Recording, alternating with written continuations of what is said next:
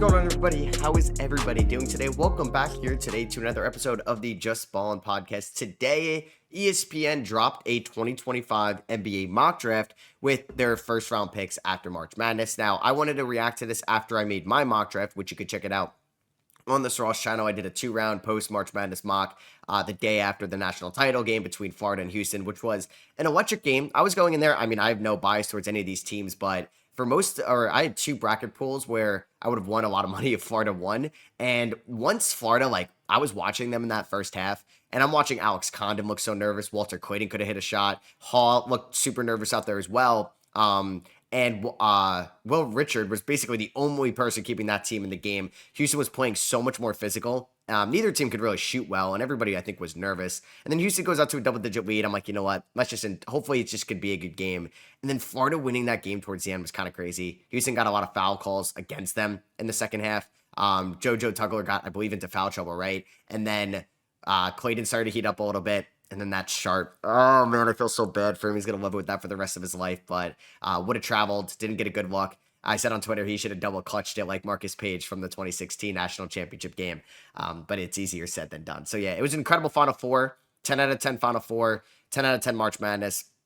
And, yeah, we're going to react to ESPN's mock because I want to see what I have different from them. Now, for my mock, I basically had it where I did a lottery, and the Miami Heat won the lottery, so the Heat had the number 1 overall pick. Shout out to them.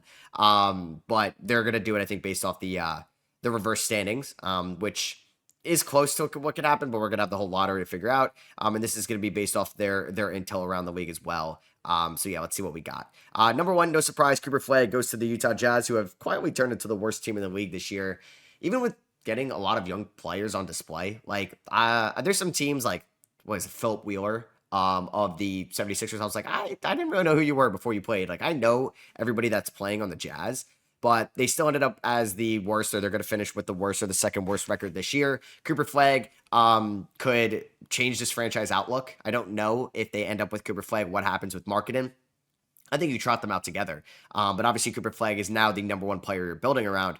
I wouldn't mind for this team, you maybe have a Wemby type rookie year from Flagg. Not maybe as impactful, but a good enough one, but you're still bad. And then you still have yourselves in the sweepstakes to maybe get your Stephon Castle next to Cooper Flagg. Or maybe Cooper Flagg becomes a Stephon Castle to a Darren Peterson in the 26th draft. But this is pretty much the lottery gods giving Utah something. And I don't know. We've seen in the past, if you get the number 1 pick going into the lottery and you're the worst team in the league, you're probably going to drop to 5. Happened with Detroit. New York dropped to 3. I believe Golden State dropped to 2 I think that was the new lottery odds that year. Detroit dropped, I forget who was the exact worst team in 22 and 21. It might have been Detroit in 22. But yeah, it's far from a guarantee that you're going to get a top 3 pick if you end up as the worst team. So that means Dylan Harper goes number 2 to Washington. Yep, I would take Dylan Harper number 2. The only team that I could ever, I don't know, there's maybe some teams out there like Toronto, maybe San Antonio, that got number 2, that would pivot to Ace Bailey. I mean, we could see a shocker, and maybe Toronto would take Come On While You Watch there at number 2. But I'm still taking Dylan Harper, 99% of the teams selecting there at number 2. I don't care if it's Charlotte. I don't care who it is. I don't care if it's Philly, and you have all those guards. I'm still very high on Dylan Harper. And I think people are going to forget about Harper. And Come On had a little bit of a stinker in the Final Four game. And Edgecombe didn't go far. I was trying to think of guys that could really elevate their draft stock throughout March Madness, which happened, but we're not getting any con nipple over Dylan Harper takes, right? It's just because Harper hasn't played since the first round of the Big Ten tournament, which he got eliminated, and their season was kind of a disaster at Rutgers. But yeah, Harper goes to Washington at 2. Really exciting. Now you have a plethora of young guards there if that were to happen, because you got AJ Johnson, you got Bub, you have George, and you can kind of figure out who's the guy going forward. And I think Harper could benefit being the true point guard. And I think in DC, he would get that opportunity. And him and Sarr, big man guard combo going forward, is sick. So, oh man, I think the funniest scenario here is Charlotte getting Ace Bailey at number 3, which I think Edgecombe is a better fit, because I feel like Edgecombe could just give them a little bit better of a complementary or connecting piece between Miller and Lamelo. Now, Ace Bailey definitely has a better chance of becoming a long-term number 1 scoring option, number 2 scoring option than Edgecombe, don't get me wrong. And that at its peak is a lot more valuable than I think what Edgecombe could provide you. But I think Edgecombe just does so many things so well that I would take Edgecombe at number three. I think if Ace Bailey does not work out for you, this is a pick that could really set your franchise back a little bit because I don't know if he really makes LaMelo better, if he makes Brandon Miller better. Now, having Ace Bailey and Brandon Miller as your wing duo is kind of fun, like in an entertainment aspect. Now, I don't know if their play styles will overlap at all. I just don't think it's really a great fit. I mean, Hornets fans, you can let me know who you would take. I don't think I would take Kaman here at three. Like, you could think about it if you're really going to trade away Mark Williams, but I think that there's a ton of risk to that. So, yeah. I mean, who's picking? So, like, can we offer, can we offer Lamelo in three for Cooper Flag? Who would say no to that?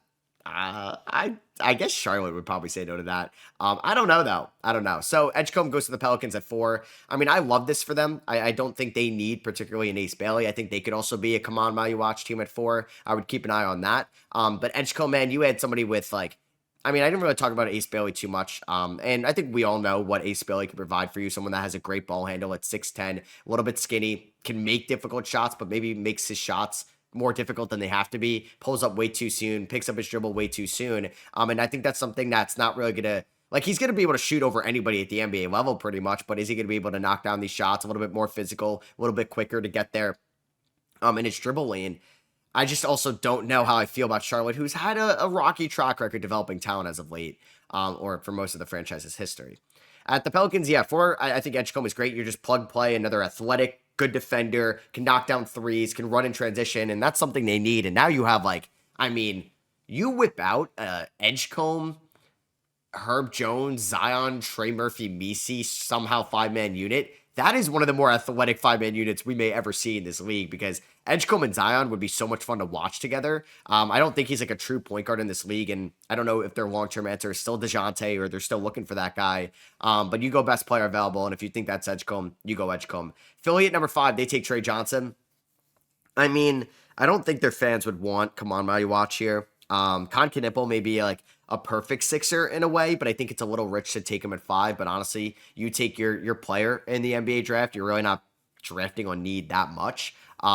But I think Kaman is interesting because of Embiid's injury concerns, and he can learn behind Embiid long term. Trey Johnson, though, is one of the best shooters in this class. Can hit incredibly difficult shots. He's got a good size, got a good ball handle. Struggles at time finishing at the rim, but if you watched any Texas games this year, team wasn't great around Trey Johnson. It wasn't the worst team in the world. Like, it wasn't like Colin Murray Boyles at South Carolina or like Bailey and Harper at Rutgers, but it wasn't great. And I think Trey Johnson, I mean, do you need Trey Johnson? Like, you have Quentin Grimes, you're going to have McCain and Maxey.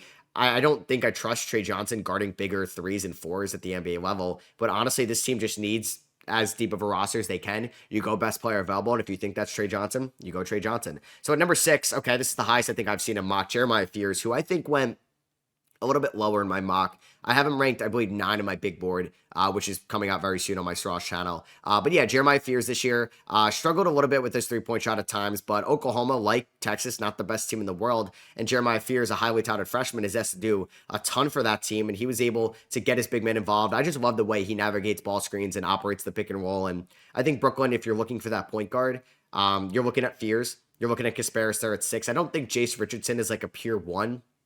So I think that'd be high. So I think it comes down between Fears and Kasparis at number 6.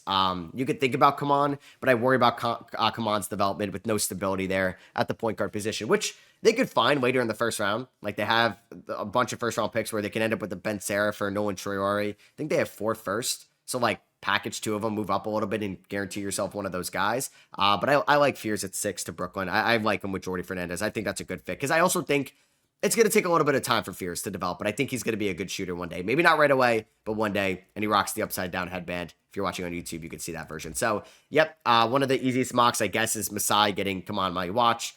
They have basically quickly, long-term, Dick, Ingram, Barrett, and Barnes. Pirtle's the one guy that's like not locked in for like the next 10 years. Come on, has the Africa connection with Masai Ujiri. Started playing basketball not too long ago, but yeah, 7'6" wingspan, incredible shot blocker, incredible just rim presence. And I think Scotty Barnes could kind of help out Come On the way Cooper Flag did, drawing the defense's attention in the box and finding Kaman in the dunker spot. And Kaman can get some very good looks inside as well with that. So I like Kaman going to a team with a good playmaking 4. There's not many of them that are picking here in the top 10. Like, if you're looking at all these teams picking in the top 10, Scotty Barnes is a better playmaking 4 than anything Brooklyn has. Probably better than Paul George at this point. Maybe Zion is a little bit better of a fit, but not by much. Maybe Brandon Miller is a stretch four, maybe. Probably not a playmaking four in Washington. I don't think Bilal's there yet. And Utah, maybe marking it in a way. But no, I really like Kaman and Scotty long term. I mean, not going to have a lot of floor spacing ability there, but if Quickly, Dick, and Ingram are your three-point shooters around them, I trust those guys shooting the ball. Number 8, Spurs get Kunkanipple. Probably one of my favorite fits. I know Spurs fans are kind of iffy about this, and I don't think they need another guard. I think they could use another wing. I'm not locking in Keldon Johnson on this team next year or Malachi Branham. I think Vassell will be back and Sohan will be back, but Knipple is arguably the safest shooter in this class. Elite free throw shooter, elite three-point shooter, elite mid-range shooter, and he can roll well to the rim. He's a good playmaker. I think his defense improved throughout the course of the year. He benefited playing with Zion James, Mason Gillis, Cooper Flagg, and Kaman. Can't really get much better than 4 defenders around you, but he's going to a team where he's going to be playing with Sohan, Castle, and Wemby, and some really good defenders in San Antonio. I think if San Antonio's at 8 and Knipple's on the board, doesn't have as high of a ceiling as some of the guys drafted after him, but he's a very safe shooter in this class, and that's what San Antonio needs, because Fox and Castle kind of have a little bit of concern shooting the ball, and even Sohan, who I think is around 30% from 3 this year. So at number 9, we have Kasparas Shakuchonis going to the Blazers. Not sure how I feel about this. Now, people may be like, guard really to the Blazers. I get that. And I think you're just thinking that Kasparas is a better player than Asa Newell, who I would look at here, because I think Aiden's not going to be on this team long term. Same with Robert Williams, and who knows what's going on with Jeremy Grant. I think you could look to get another big, and I like Asa a little bit more than Derek Queen. Here at number 9, I would look at Colin Murray-Boyles, a little bit high, but man, he can improve your defense. Okay, so I'm trying to like see what they're seeing at here with Kasparas, because Scoot, while he was improved, like he improved this year, didn't finish the season on the strongest note. Maybe you think you can look for some insurance there with Kasparas, and Kasparas you think could play the 1, but he can also be off ball. What if they move Anthony Simons? They don't really have a lot of point guard depth on this team going forward. So if you think they basically say there's still plenty of time to like long term with his intangibles, ability to play both backcourt spots, keeping him in the lottery picture amid an intriguing group of guards. The Trailblazers could benefit from adding his decision making and unselfish style to their backcourt mix, which I'm cool with. I think Kasparas is a better passing prospect than Scoot was coming out of the G League Ignite. I think at times this year was trying to do too much as a shot creator, and I don't think that's where he's going to benefit at the NBA level. I mean, I don't mind Portland just going best player available, no matter the position, unless it was like a non-shooting big. Well, I know that's kind of Asa Newell, but I think Asa could develop a shot more than like Kaman could, because you have Klingon. But I think like you go best player available. I mean, I like Jace Richardson as a shooter on this team as well. He's somebody I would target at 9. I just think there's some better fits for Kasparas. Like I would love Kasparas in Brooklyn. San Antonio, not as much with Fox there now. Like if Toronto, I mean, I think it's 7. I think Toronto could look at Kasparas if you think Quickly could benefit being a little bit more off ball, but I still think Quickly is a phenomenal playmaker. But I think could give you some stability there. If you don't love Jamal Shed as like a backup initiator, like Shed, good defender, maybe not the most craftiest guy with the ball in his hands. Number 10, we have Colin Murray-Boyles going to Houston. I know Houston needs some shooting, so I don't know how their fans are going to react to this. I mean, I would take Jace Richardson, but man, Colin Murray-Boyles, oh my God, man. Him in Houston with their elite defense under Ime Udoka, that is something special. That really is. I mean, I don't like Yegor Demon there. Maybe they like Derek Queen to have some more big man depth because Steven Adams isn't getting any younger. But oh my God, Amen Thompson, Colin Murray-Boyles, and Tari Eason, Dylan Brooks even guarding you. Oh my God, that is going to be a nightmare defensively. He's a little bit undersized. Like it's going to hurt him in some mocks and some big boards, and he isn't the best shooter in the world. But man, he's a great defensive playmaker and really carried a lot of this team's load offensively at South Carolina this year. Good downhill scorer. I mean, I think Colin Murray-Boyles at 10 is a little rich, but I would hate him to like Brooklyn. Well, I don't think Brooklyn could pick at 10, but I wouldn't like him to maybe some teams at 10. I love him to Houston. I mean, why not add more wing defenders? We're going to see that become so valuable in the NBA. Miami getting Derek Queen at 11. I mean, I remember last year, they were getting mocked so much, Zach Edey. Oh, ESPN kept doing it. Zach Edey to Miami. Now, in hindsight, that would have been a horrible fit with Bam because Khalil Ware fits so much better in Miami than Zach Edey will. Why take Derek Queen another big? This team needs an initiating guard. Now, Jace Richardson may not be that guy, but I would take the upside of Jace Richardson as a combo scoring guard here at 11. I probably wouldn't take Yegor Demon it might be a little bit high for Nolan Traore. I would think about Ben Serif here at 11. I just think Derek Queen does not make a lot of sense in Miami. The Heat have been open to swinging big on talent, and Queen could benefit from landing in Miami, an organization that can get the most out of him. Sure, Miami gets the most out of a lot of guys, but why take a center that can't shoot, that isn't like an elite defensive prospect? I don't know. I wouldn't really. I mean, I love Queen. I think he's a productive college player. I think that's a little bit too high for me at the moment. Yegor Demon going to the Bulls at 12. Um, I don't like it. I'll tell you that. Now, people will say they like Ben Serif and Traore, but not Demon, and their shooting splits are very similar. And Demon is somebody that doesn't have to be locked in as a point guard. But man, you have Josh Giddey, you're going to commit long-term money to him. You have Kobe White. I like Trey Jones as a backup point guard. We'll see what Dosunmu's future is on this team as well. Unless you think Demon is going to play on the perimeter with Buzelis, but I don't love that floor spacing. And I guess Derek Queen would have been a great fit, but he's off the board. I mock Jace Richardson to them around this range. I would do the same. I think I would. I would just go best player available. I like Jace a little bit more than like McNeely, because I think McNeely, you're taking a little bit of a chance on him. I think this is a little high for like Carter Bryant. Maybe if you really like Will Riley. I don't think I like Rasheer Fleming in Chicago. 13. Okay, Dallas takes William McNeely out of UConn. I don't mind this. I think this is a good fit for him in Dallas because I think he can play make a little bit. I don't think he's going to be a point guard at the NBA level, but I do think for this team that needs some initiating with Kyrie Irving out for the year, I think they need somebody that can maybe handle the rock in their hands. And I was asking a lot out of McNeely in a rookie year for a team that's going to have some expectations and some demands to win right away. I think he's going to get some really good looks there in Dallas with a lot of the defense's attention focused on Anthony Davis. He could space the floor. Good free throw shooter, good form. I think he's going to be fine, but he did finish the season off on a really disappointing note. What he shoot? Like sub 35% from three, sub 40% from the field. But he's incredibly skilled. He was a top high school recruit. Will never be an all-star in my opinion, but could be a really high-end role player in this league. And Dallas is probably taking that at 13. I mean, with Kasparis and Jeremiah Fears off the board. I mean, you may think McNeely's best player available. I like Rasheer Fleming on this team, but I also really like just taking a chance on Jace Richardson, who I think should be a lottery pick, who they have going number 14 still in the lottery. I mean, if Atlanta can land Jace Richardson, I know you got Trae Young there, but I think he's way more talented of a scorer than Kobe Buffkin was coming out of Michigan. I like Kobe Buffkin's ball handling a little bit more, and I think I like Kobe Buffkin's playmaking a little bit more, and Richardson may not be like a true initiating pass first point guard. But he's 6'3". I think he doesn't feel like he's like a 6'3", like in a bad way out there. Like he's not small. He can hold his own defensively. He's strong. Comes from obviously Jason Richardson. Like as being his dad, he really comes from a family that's willing to compete and contend and high motor. He can play very fast, which I think Atlanta could benefit with Dyson and Jalen and Reese Ashe going forward. So yeah, I like Jason Richardson a ton. Best player available, let's get him there at 14. I mean, my motto for the Atlanta Hawks is just take as many athletic wings that could switch on defense. But if Richardson falls there, I think you're getting good value there because I think if you're looking at a big board and talented guys in this draft, he's higher than the 14th best guy in this class. All right, he's still, Gavoni loves this. Joanne Berenger, 15 to the Spurs. From what I've seen, I don't think he's a first-round pick. San Antonio, too. I mean, I could see San Antonio getting some big man help for sure. I'm taking a chance on Thomas Sorber at 15. Now, Berenger is more of a developmental guy because he's got the physical tools that they mentioned here. He's got the prototypical size for maybe a rim protecting big. But man, is this a developmental project? And I don't think San Antonio needs to take that at 15 with some better guys on the board. If you want a developmental project, I know he's not a big, but I'm taking Carter Bryant. I'm taking Will Riley. I'm taking Isaiah Evans. I'm taking Ben Serif.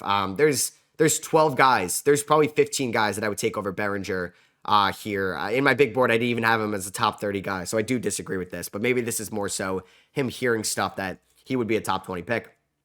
Will Riley, 16 to the Magic. I like this. I actually have Will Riley as my 15th, 14th ranked guy in this class. If he does declare, that's still TBD. We're learning more now, like Yegor Demon declared, JT Toppin staying at Texas Tech. Riley, though, needs to get a little bit of, or he needs to put on some weight, needs to get stronger because the defensive tools are there, but the lack of strength really hurts him right now. But I think also adding strength can allow him to be more physical at the rim. But his long wingspan, his, I think, flamethrower ability to shoot the basketball, I love that fit to Orlando at 16.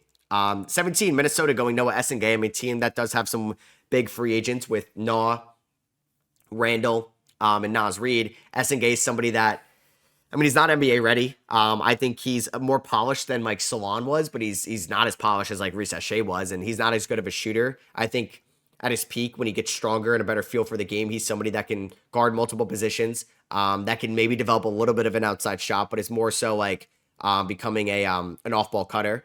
They mentioned that he shot 35% from three in his past BBL games over in Germany, but I don't know if I like Minnesota, but I think also Minnesota, they're going to get mocked Ben Seraph and Nolan Traore a ton. I would take maybe a chance on Essegay, but if you're going to go for a little bit more NBA ready, I like Rasheer Fleming at 17. I like Thomas Sorber as well. But yeah, I think Minnesota, I mean, with Fears and Richardson off the board, there's not really a guard I think that would fit there. Because I don't know if I like Ben Seraph. Nolan Traore to the Nets at 18. Traore. So they took Fears earlier, so I don't like this. If they ended up with like Ace or Edgecombe or Kaman, then I really like Traore here. I don't really think it's worth taking. I mean, hey, you take two raw point guards that with high potential. You hope one of them works out, and you're more than happy with that. Traore, like I said before, has very similar shooting splits to Demon and Ben Seraph. But I do think he's somebody that could benefit playing under Jordy Fernandez, and that could like be a really good passing first point guard, and maybe the shot will come over time. Danny Wolf to the Wizards at 19. I actually mocked. Who did I mock? It was a big to the Wizards as a backup 5. Was it Behringer? It might have been Behringer. Because I think the Wizards could look to add some big man help. After Sarr, not a lot of long-term answers there, like maybe Vucevic. But I think Danny Wolf could also, like, he knows how to play next to a taller guy in that front court with him playing at Michigan with Vlad Golden. I think Washington could be a fun fit with his playmaking ability, and Sarr can complement him defensively. And I would have loved Danny Wolf to the Thunder at 20, which this would be a Sam Presti pick. High upside, 3-and-D ability that can maybe stretch the floor in Carter Bryant, another guy that I don't think has officially declared for the NBA draft. But yeah, if he kills these workouts, strong physical guy that can really dribble the ball well for somebody of his size. That was more of like a stand in the corner guy at Arizona, wasn't involved in that offense this year. But man, the makeup is there, the tools are there for him to be that guy that can get downhill, knock down threes, play good defense on multiple positions. You need those guys in the NBA nowadays. 21, the Orlando Magic getting Asa Newell. Okay. A little bit lower on Asa. Maybe that's something I have to learn, that maybe NBA scouts don't like him as much. I think with a good playmaking point guard, he can have a very good two-man game out of the pick and roll. I would love to watch Asa Newell and Jeremiah Fears run the pick and roll together. I think that could be a lot of fun. But he's got good size, good touch around the rim. I would like for him to be a little bit more consistent of like a passer, because I do think he gets a little bit of tunnel vision after catching a ball in the pick and roll when there may be an open shooter in the corner. And I know Georgia, not the best shooting team, but still could have had a couple more, I think, assists or nicer passes this year. But yeah, if he could develop a three-point shot, he could be extremely valuable as a stretch 5. Not the best defender in the world, but not the worst. Hugo Gonzalez at 22. I don't love Hugo as a first-round pick or as a top 35 guy in this class. Just not a lot of consistent playing time. Not a good shooter. It's really you're taking him on defense, but I don't know. Rasheer Fleming's on the board. I'm taking Rasheer Fleming to Utah 22 here. But I don't mind Hugo going to Utah because they're not expected to win and they can develop him. So coming in at number 23, we have Ben Seraph of the Miami Heat. Yeah, like I'd rather Seraph go 22 to Utah there for sure. 23, I think that's a great pick. I like Ben Seraph at 23 more than I like Derek Queen. What was that, 10 or 11? I think it just makes a little bit more sense. And then, yeah, I do think Ben Seraph struggles with the shot, but Miami needs somebody that can pass a little bit because they don't really have that true point guard right now. Thomas Sorber to Indiana at 24. I've mocked that a ton. I mean, Jackson and Wiseman free agents. Miles Turner's a free agent. And I think Sorber, who has declared for the draft, is probably the second best rim protector in this class, in my opinion, outside of Kaman. 25, Nick Clifford to the Hawks. I like this. I like them getting wings. I like them getting guys that can guard multiple positions and can space the floor. I'm intrigued that Rasheer Fleming is still on the board here. Okay, so Gavoni's a little bit lower on Fleming. 26, Adu Thero to the Nets. I like this. A very good defender. One of the better defensive prospects on the perimeter coming out of Arkansas. Not a great shooter, but could finish at the rim. And if the Nets in this mock take Fears and Traore, do not take another guard at 26. And they get Yaxel Lindenberg at 27. So he apparently is either going to Michigan or could still be in the draft. Now, I guess if he gets like a confirmation from like an agent or a team that he's a first round pick, he'll go, which I think should hint to us that, okay, we should mock him in the first round. But if he goes back to Michigan, then he probably didn't get a guarantee that he was going to be a first round pick. He's probably going to wait this out till the end of the draft. He could be one of the best players in college basketball next year. Very physical guy that could finish around the rim. I mean, I like the Nets getting Yaxel and Thero if they enter the draft. Walter Clayton Jr. to the Celtics at 28. Maybe they don't need a true guard, but with Holiday getting older, Clayton is far from the defender Holiday is, but he's somebody that can shoot the three ball very well, and that's something Missoula would probably like a lot in Walter Clayton's offense. I mean, I don't think this is like a Carson Edwards 2.0, but I don't think it's far behind that. Clayton, not really the most versatile like playmaker in the world, but hey, if he could shoot the three ball well, I think Peyton Pritchard can kind of run him the course there. This could be a good pick for the Celtics at 28. 29, we have Alex Condon to the Suns. I don't think he's gonna. Oh man, I mean Condon. I think in the right system is where he could benefit the most. Like he kind of needs to get catered to by the point guard, where he's going to roll at the right time that he knows to, and he's got to be expecting the ball. I don't think he's someone that's going to create good looks for himself. I don't think he's going to be somebody that can move off ball well for himself. I think it's more so the point guard leading the way for him. And Devin Booker could definitely do that at 29. I guess this is more of a need fit. And I guess off Condon or Janai Brim, I'm probably taking Alex Condon. 30, Rasheer Fleming. Oh my God, to the Clippers, please. I don't think he's going to fall this far in the draft. I have him a lot higher on my big board. But yeah, I would love this. I want to see Walter Clayton, Alex Caravan, Rasheer Fleming, Cam Jones, one of those guys to the Clippers at 30. So I love this. So I am surprised he's got no Cam Jones in the first round. Some notable picks in the second round. I'll go through this a little bit quicker. Drake Powell to the Timberwolves at 31. I know Ian Jackson hit the transfer portal. I wonder what happens with Powell there. Noah Penda, one of the best defensive prospects in this class, to the Celtics at 32, coming over from France. Charlotte gets a center here at 33 with Kalkbrenner. And they go back-to-back with Caravan at 34. I like that for them. I mean, Charlotte, I hope they keep those picks at 33 and 34 because I think they could really round out that bench. Sixers getting a big there at 35 with Maxime Reynal. I think they should definitely target one. Bennett Sturts to the Nets at 36. Has he updated this? He's committed to Iowa. He's not going in the draft. Detroit, Sergio Delaria at 37. Good shooter. And I think the Pistons could take a flyer on him. Why not? They don't have a first-round pick in this draft. San Antonio taking Janai Broom at 38. Could not think of a worse fit than that. Tahad Pettiford to the Raptors at 39. I think he's declaring for the draft or testing the waters. And I like Toronto getting a point guard. I mentioned them possibly going one earlier. Alex Tui to the Wizards at 40. Could be an off-ball shooter. Chaz Lanier to the Warriors at 41. Love that fit. Miles Uzan from Houston. We saw him in the national championship game on a big stage. Good shooter to Sacramento at 42. I like that. Isaiah Evans, 43 to the Jazz. I mean, that's a steal of a pick. I don't know if I love Evans in Utah. I mean, I'd love him in Orlando with one of those first rounders. I think he could be a top 15 guy in the class. Darian Williams to the Bulls at 44. Downhill bruiser that can get to the rim at a Tech. JT Toppin, 45 here, also at a Tech, but he's going back to school. Cam Jones, 46 to the Magic. I think the Magic could have taken him with the Nuggets pick in the first round. I mean, that's a steal for sure.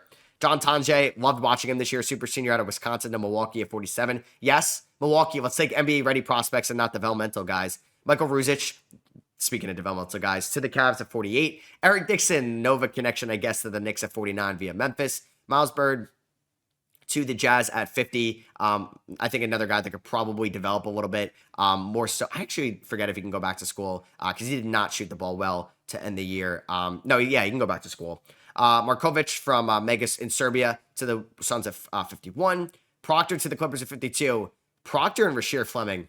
Yeah, I like that. Trent Redden in LA. Zion James to the Grizzlies at 53. I mean, bruiser, physical defender. Love that. Pacers getting Kobe Bryant at 54. I mean, shooting comes at a premium. I think he goes higher.